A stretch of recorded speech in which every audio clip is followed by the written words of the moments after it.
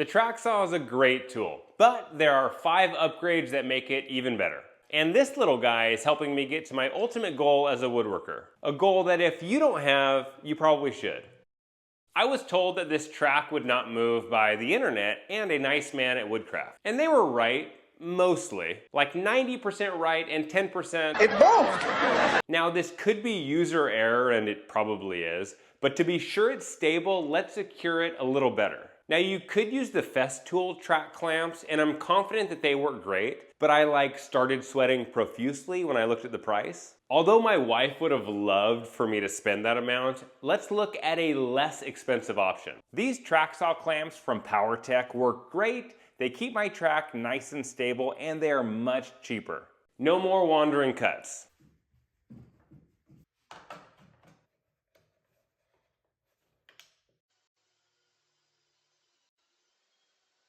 I was also told that these micro jig clamps would work for my Festool track saw rail, but they don't. Now some clamps from micro jig may work, but the ones I have are no good.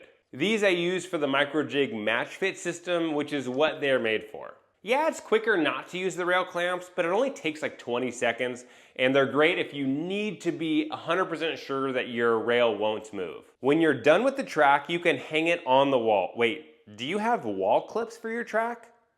Do you want them? These clips from Drew Witt will do just the trick, and they're super easy to install. I've learned that wall space is super valuable, and I've tried to use my walls for storage as much as I can. No more leaning my track against the wall like a silly jelly bean. Okay, that was weird. Anyhoozles, this is not the only thing that Drew Evelyn Witt created for the track saw rail. These rail caps do a great job of preventing impaling.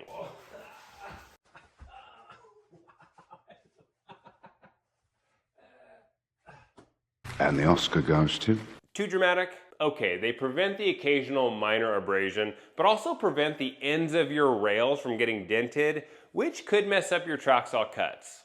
He also sells this hose deflector, which is pretty dang nifty, excuse my French. If you have a dust extractor, this works great, but I don't have that kind of cash to throw around willy and nilly, so I use a hose kit, which I'll talk about in a little bit. Now my hose doesn't get in the way, and my track looks like a speedboat. It's nice to kill 2 birds with 1 stone. It has come to my attention that members of the bird community were deeply offended by my comments about bird murder with the use of stones, so I would like to say, I am truly sorry about my comments towards birds. I did not mean to offend or incite violence in any way towards any birds, even pigeons who are big dummies. Over the years, if I wanted to cut multiple pieces of plywood to the exact same width, I would use my table saw. But if you just have a job site saw, this could be complicated. When I was just starting out, I was having a lot of trouble cutting big sheet goods on my smaller saw. I would see other people having the same issues, and the people that weren't had a larger professional cabinet saw, but that just wasn't in my budget. The dust collection was also horrible with this saw. So I decided to do something about it. I decided to build a mobile table saw cart so my saw could be, well, mobile, and I made it mostly enclosed, so the dust collection was a lot better with my dust collector. But back to the sheet goods. I included this foldable wing on the side, so now there's a lot more tabletop surface when I cut these larger sheet goods, making it a lot easier. But what if for some unknown reason you do not want to click the link in the description below for extremely affordable step-by-step plans for this mobile table saw cart, which comes with a really in-depth instructional video? Well, that's where parallel guides will become your best friend. These are easy to calibrate when you first get them, which is not always the case with new tools. You set it to the exact distance you want, and now you can cut multiple pieces of wood to the exact same width. These are from TSO and they're pretty expensive. But the risk with buying cheaper ones, and this goes with a lot of tools, is you risk sacrificing accuracy, durability, and/or ease of use. For some tools I'd risk it, but because the whole point of these parallel guides is to get accurate cuts for a precise size, I would be a little worried going with a cheaper version. If you don't do a lot of repeatable cuts, you probably don't need these, but they exist if you do. For me, a lot of my projects only require 2 plywood pieces to be the exact same length, and for that I just use the stack and cut method. Whenever I see videos on parallel guides, they're generally paired with another tool. This tool always used to confuse me, and I would think, is this even necessary? Necessary?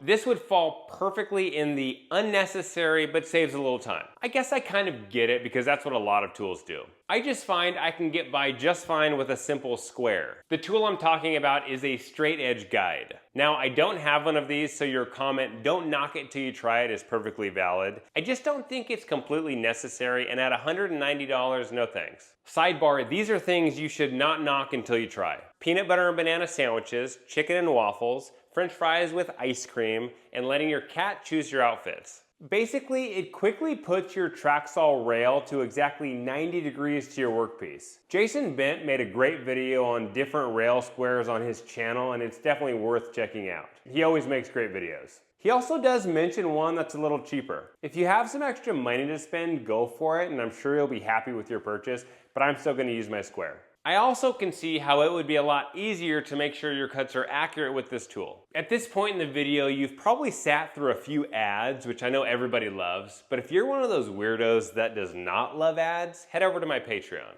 All my patrons get 40 to 60% off all my plans, depending on the tier you choose, regular behind the scenes content, and early access to my YouTube videos, which are ad-free. Did I just do an ad for no ads? No matter what you cut, and if you saw my last video on dust collection, you know that just having a bag on your track saw does not cut the mustard. This phrase can be confusing, but there are many theories as to the origin. Some say it has to do with cutting down mustard plants, while others tie it to the phrase "to pass muster," referring to soldiers getting approval after an inspection. Either way, I always treat myself to a nice glass after a long day in the shop. This is a 1931.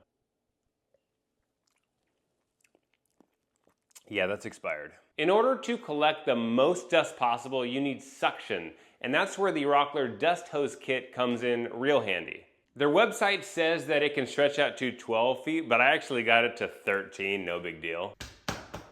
And works a lot better than the bag at keeping the dusties out of my lungies. And that's the ultimate goal. You can also use a dust extractor, but those are pricey, and shop vacs are more not pricey. They're more pricey. More priceless? One of my big goals is to catch as much dust as possible so I can live a long and healthy life. That is the ultimate goal I alluded to in the intro. The next accessory is another step in that direction. When I started woodworking years ago, I was, how do I put this? Dumb? Okay, that may be a little harsh, but I was not at all concerned with dust collection, and that is objectively dumb. To summarize, I am not dumb, but I did a dumb thing. You are a smart and confident person. It's tough because when I started out, I didn't want to spend a ton of money on tools like most people, but cheaper tools generally have worse dust collection than more expensive tools. And I was a beginner, so I didn't know how to modify these tools to trap the dust. Fast forward to now, and I've either bought more expensive tools or built furniture to help with dust collection, or bought reasonably priced accessories to keep the dust from killing me. Sorry, that was morbid. Along with the dust hose, this little guy will help with dust collection. This is the Arbor hole cap from Whitworks and plugs the open hole on the side of the saw. Should this be the first dust solution you make to your tools? No, but every little bit helps. It's reasonably priced and comes from a small business, which is always good to support. The dust hose and Arbor hole cap are great for steps in collecting dust, but they aren't enough. Here's a video with 10 practical dust solutions that I know you'll benefit from.